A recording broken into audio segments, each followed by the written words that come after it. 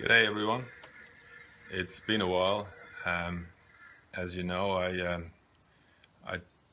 don't pump these things out every week like so many other YouTube channel people do. This is just for me, so it's really not for commercial gains. Therefore, if you expect a video every week or every month or even, that's not going to happen because I don't do this for commercial gains. It's just fun. I basically started doing this channel, as I said before, to get proficient with this whole video uploading to YouTube and all that sort of stuff, so friends can follow us when we do our America trip, which we will be doing soon in about 2 months. So that's the idea. And the only other time I think I might put something out, if I think I have something to contribute that might be useful to other people.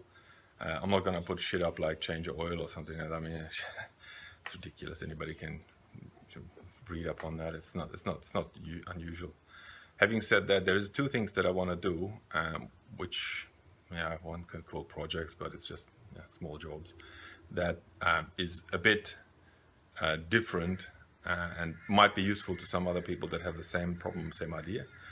One is with the saddlebags.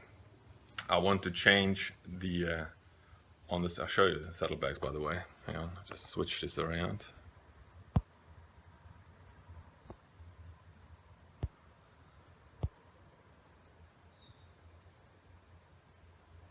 Can't switch.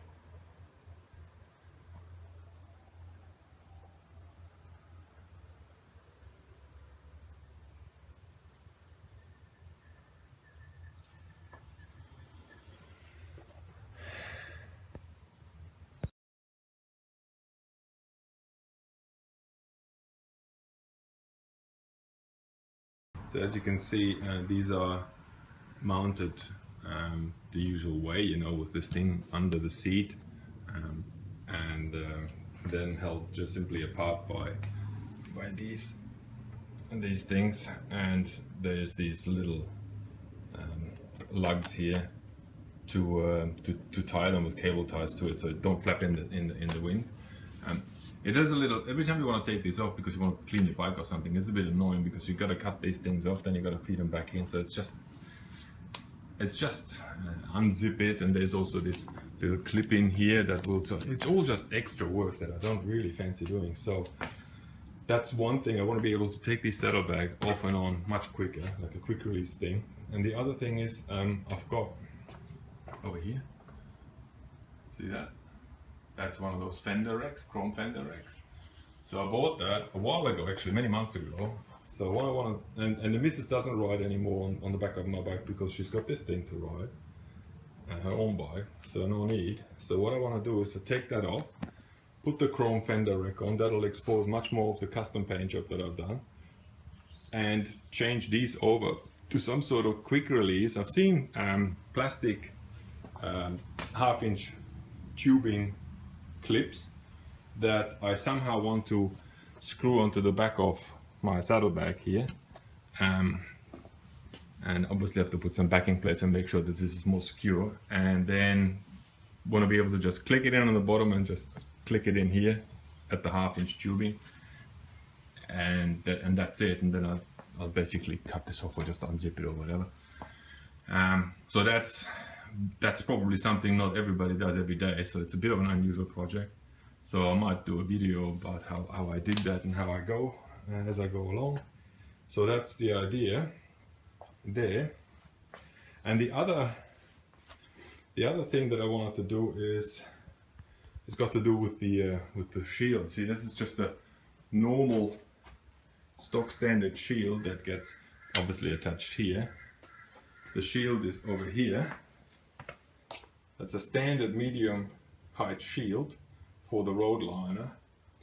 And what happens is I get a lot of turbulences behind the shield because the shield is standing more upright.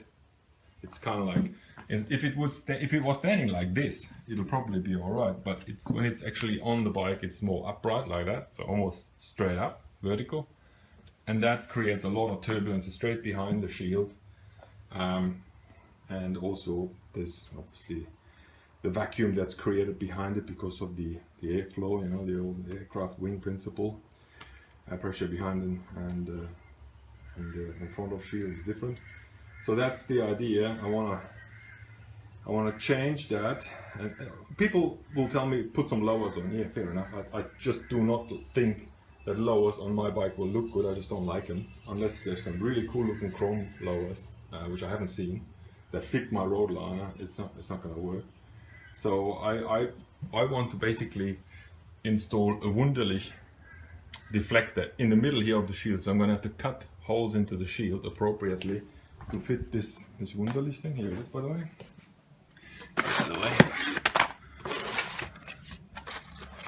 This thing. So, you know, see it at the wall. This thing. So that'll be simply sitting in the middle of the shield behind it, so that I can close it off if I want to, open it up, change the airflow in any direction I want, and hopefully the hole that will be created there is big enough to release the difference in pressure behind it in front of the shield.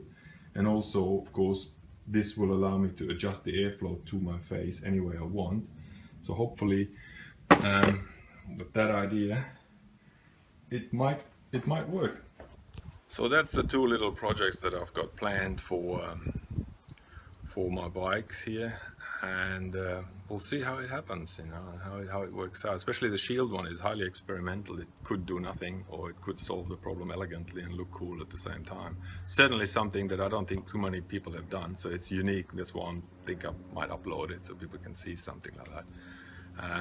And if other people have the same issue with their shields, and I'm sure there are plenty of people that have head buffeting issues just like I do, this is how you can maybe solve it. At least it gives you some ideas. If you're thinking about doing it, you can either then after the video say it's not going to work, or it will work. So either way, it should be fun, it should be interesting, and if it doesn't work, it's still going to look cool. So either way, we'll be fine. So so that's it. And then like I said, in about 2 months time or so, we'll be in America, and then we'll be pumping out those videos from America. So stay tuned. Thank you for watching. Cheers.